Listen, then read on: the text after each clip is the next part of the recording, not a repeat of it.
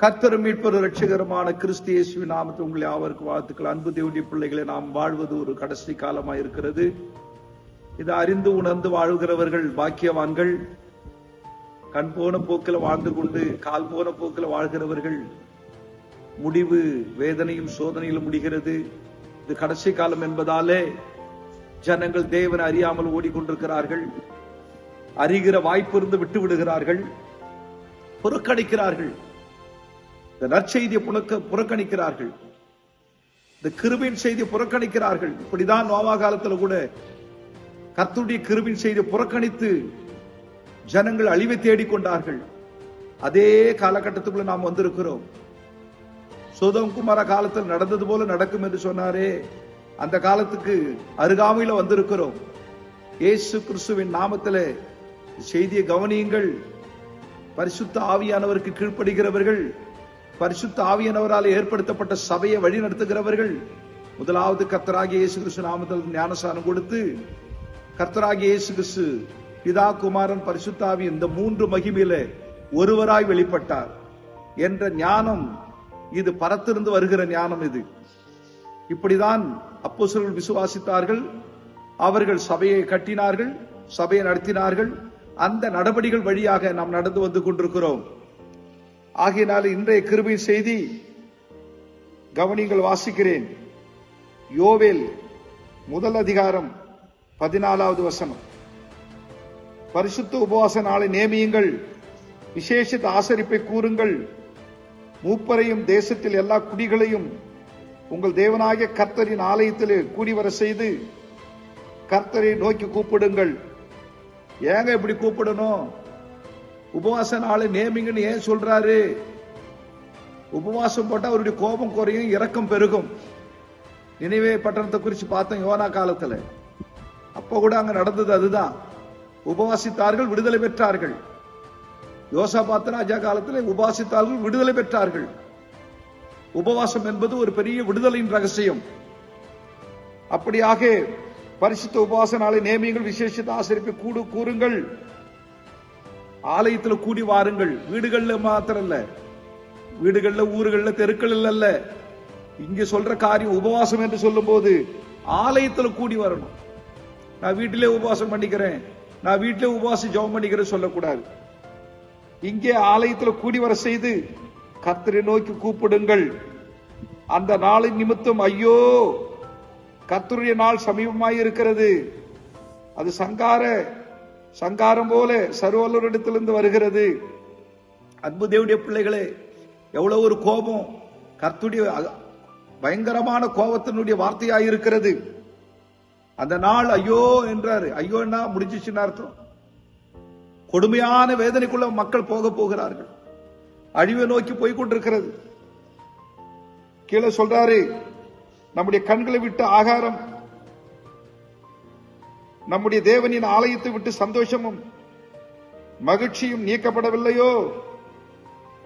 விதையானது மண்கட்டிகளின் கீழ் மக்கி போயிற்று, பயிர் தீந்து போகிறதினால் பண்டசாலை பாழாய் களஞ்சியங்கள் இடிந்து போயின. கவனியுங்கள், விதையானது மண்கட்டின் கீழ் மக்கி போயிற்று. இயேசு கிறிஸ்து என்னும் அந்த விதை, இந்த வார்த்தை இன்றைக்கு இந்த கடைசி காலத்தில் மனுமக்களுடைய இருதயங்களில் இருக்கிற விசுவாசமும் வசனங்களும் நற்செய்திகளும் இன்றைக்கு மக்கி போய் கொண்டிருக்கிறது. அததான் கர்த்தர் அருமையா யோவேல் தீர்க்க தரிசனத்துல அருமையான வெளிப்பாடு கொடுத்திருக்கிறார். கடைசி கால அழிவு எதுக்கு வருதுன்னு கேட்டா, இந்த மண்கட்டி, மண்ணால உண்டாக்கப்பட்ட இந்த சரீரத்துக்குள்ள மறைந்திருக்கிற கர்த்தருடைய வார்த்தைகள், கர்த்தருடைய வித்துக்கள், கர்த்தருடைய வசனங்கள் என்ன பண்ணிக்கிட்டு இருக்குதான்? மக்கி போக வைக்கிறாங்களா மனித சமுதாயம். அதனால கர்த்தரு கோபம் வந்து உபவாசம் கூடுங்கள், ஆலயத்தில் சேருங்கள், ஜெபிங்கள் என்று சொல்லி எச்சரிக்கை கொடுக்கிறார்.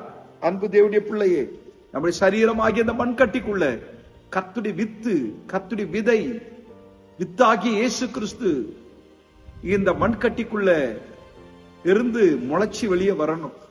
மண்கட்டிக்குள்ளவே ஒரு விதை இருந்ததுன்னா அது முளைக்காம போச்சுன்னா உள்ளவே மக்கி இறந்துரும். அது போல இன்றைக்கு கர்த்தருடைய வார்த்தை ஜீவ வித்தாக இருக்கிறது. அந்த வார்த்தைகளை கேட்கிற ஒவ்வொரு மனிதர்களும் அந்த வார்த்தையை மக்கி போக வைக்கிறார்கள். அந்த வார்த்தையை அவமானப்படுத்தி விடுகிறார்கள். அந்த வார்த்தையை ஏற்றுக்கொள்ளாமல் விட்டு விடுகிறார்கள். அந்த வார்த்தை வழி அருகே விழுந்த விதையை போல பட்சிகளுக்கு அது ஆகாரமாகி விடுகிறது. பாறை மீது விழுந்த விதையை போல அது முளைத்து தனக்கு வேர்விட இடம் இல்லாதனால, ஈரம் இல்லாதனால காய்ந்து போகிறது. சில விதைகள் முட்செடிய கீழே விழுந்து அந்த வளர்ந்து வரும்போது அந்த முட்செடி நெருக்கி நெருக்கி அது தன் ஜீவனை விட்டு விடுகிறது. இப்படிதான் ஜனங்குடி விசுவாசம் இப்படி இருக்கிறது. ஆகையினால் தான் மண் கட்டி கீழே விதைகள்.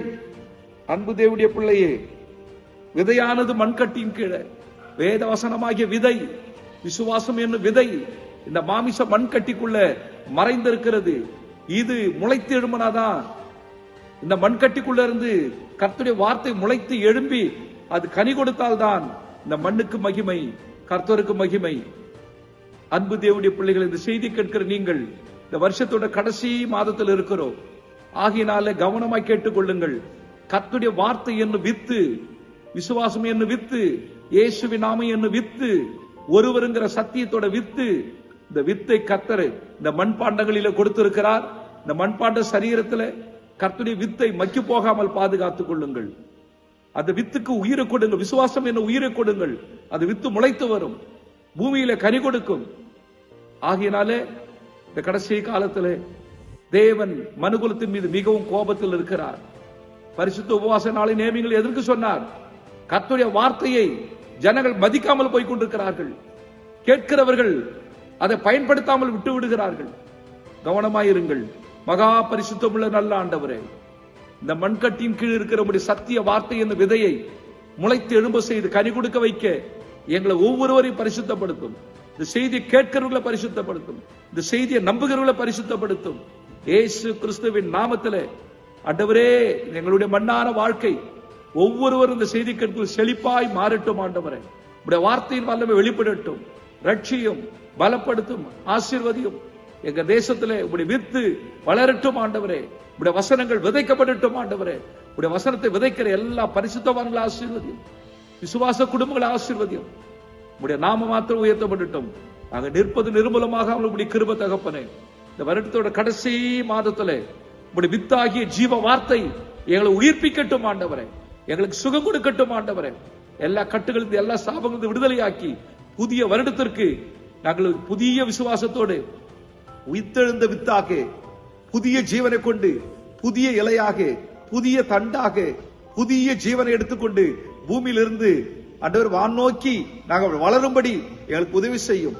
ஆசீர்வாதம் பலப்படுத்தும். செய்தி கேட்கிற ஒவ்வொரு பிள்ளைகளுக்கும் ரட்சிப்பையும் பலத்தையும் தந்தர்களும் உடைய நாம மாத்திரம் உயர்த்தப்பட்ட ராஜா. ஊழியத்துக்காக ஜெபிக்கிறவர்கள், தாங்குகிறவர்கள் ஒவ்வொருவரையும் ஆசீர்வதி. இயேசு கிறிஸ்துவின் உயிர்த்தெழுந்த நாமத்தில் வேண்டிக் கொள்ளும் நல்ல பிதாவே, ஆமென்.